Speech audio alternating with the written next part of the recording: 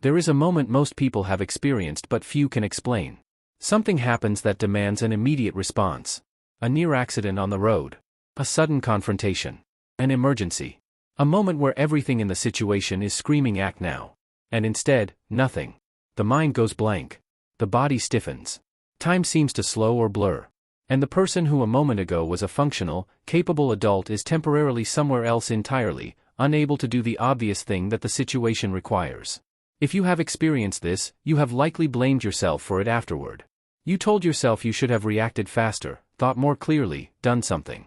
What you probably did not know is that what you experienced has a name, a well-studied neurological mechanism, and an evolutionary logic that makes it one of the most rational responses your brain could have produced. It just was not rational in the modern sense. The phenomenon is called tonic immobility, or in its more common, less extreme form, behavioral inhibition. And it is far more widespread, far more ancient, and far more fundamental to human experience than most people realize. Start at the beginning. Your nervous system has three primary responses to threat: fight, flee, or freeze. You know the first two. The fight or flight response is discussed constantly, studied thoroughly, and understood reasonably well by most educated people. But the third response, freeze, is rarely given the same attention despite being, in many contexts, the oldest and most automatic of the three. Neuroscientist Stephen Porges at Indiana University developed what he calls the polyvagal theory, which provides a framework for understanding why the nervous system responds the way it does to threat. His model proposes that the nervous system operates through a hierarchy of responses, and that the oldest, most primitive response is not fight or flight but immobilization.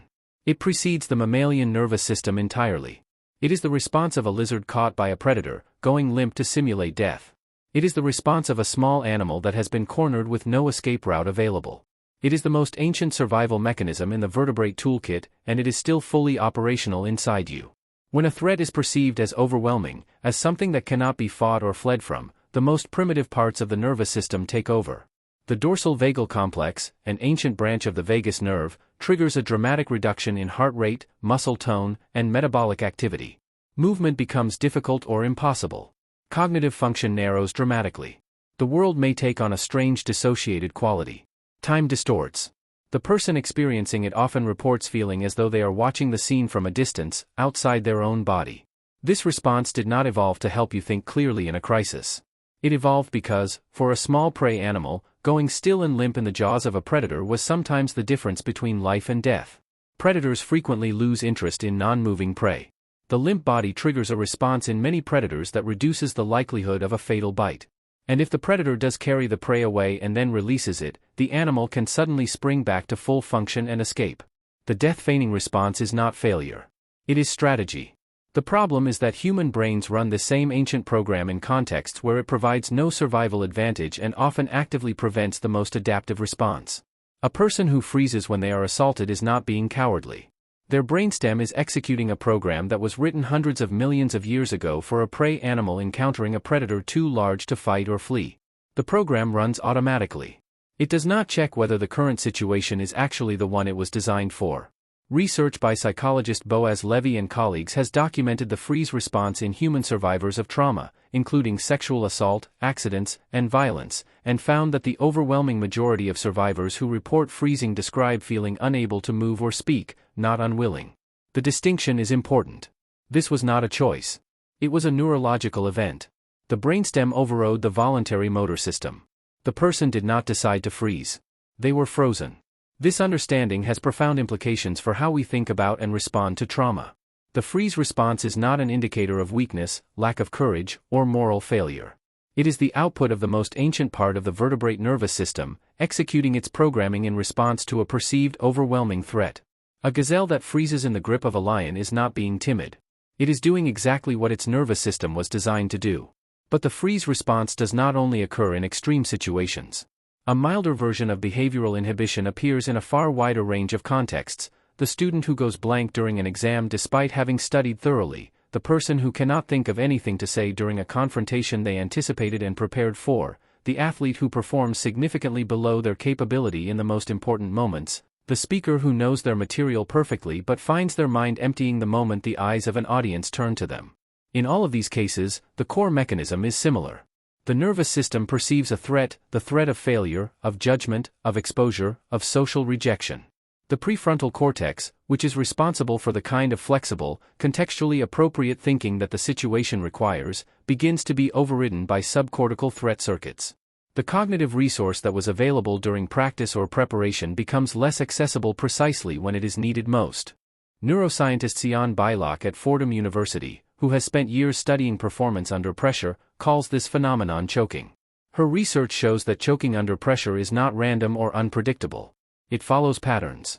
Skilled performers who rely on automated, procedural skills, such as athletes performing complex motor sequences, tend to choke when they pay too much explicit attention to what they are doing. Analyzing the mechanics of a golf swing while swinging disrupts the automated system that actually produces the swing. The very cognitive resource that helps novices, conscious deliberate attention, is what undoes experts. Experts are undone by thinking too much about what they do automatically. Less skilled performers, by contrast, tend to choke when they cannot maintain sufficient working memory capacity, when anxiety overwhelms the cognitive resources needed to perform the task consciously. For them, the problem is not too much thinking but insufficient cognitive resource to do the task deliberately. Both forms of choking share a common root, the nervous system's threat response diverting cognitive and physiological resources away from optimal task performance and toward something else, something much older and more automatic. Understanding why you freeze does not instantly solve the problem. But it changes the experience in a way that matters.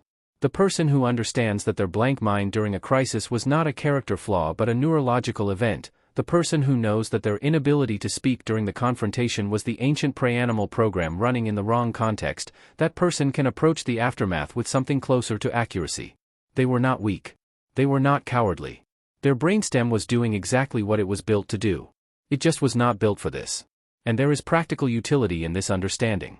If the freeze response is triggered by a perceived overwhelming threat, anything that reduces the perceived threat before or during a high-pressure situation reduces the likelihood of freezing. Preparation reduces threat by increasing predicted competence. Controlled breathing activates the ventral vagal system and counteracts the dorsal vagal shutdown. Naming what is happening while it is happening, recognizing the freeze, engages the prefrontal cortex in a way that can partially interrupt the automatic subcortical response. None of these are guaranteed. The brainstem is older than every technique humans have ever devised to manage it. But understanding the system is the beginning of working with it rather than against it. And the next time you freeze, or the next time you judge someone else for freezing, remember what you now know: the oldest parts of the vertebrate brain are running, doing exactly what they were built to do, in a world they were never built for.